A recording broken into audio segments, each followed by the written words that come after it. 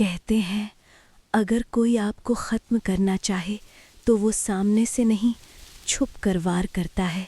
ये कहानी है एक ऐसी लड़की की जिसे पहले पागल बनाया गया और फिर मार दिया गया।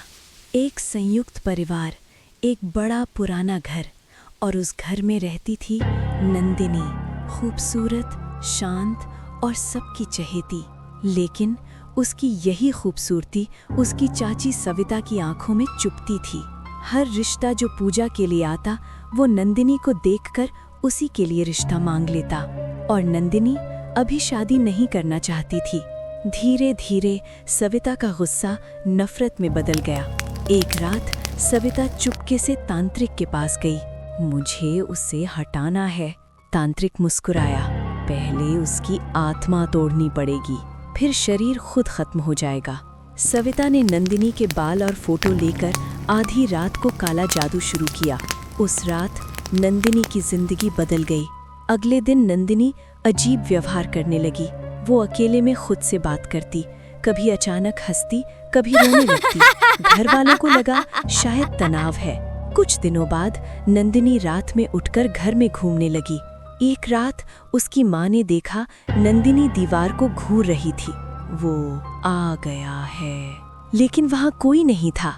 एक दिन नंदिनी आईने के सामने खड़ी थी। अचानक उसका रिफ्लेक्शन मुस्कुराया, लेकिन नंदिनी का चेहरा बिल्कुल सीधा था। वो जोर से चिल्लाई। अब नंदिनी पूरी तरह बदल चुकी थी।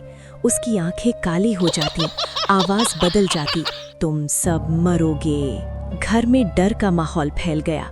एक रात नंदिनी अपने कमरे में बंद थी। अंदर से चीखने की आवाज आ रही थी।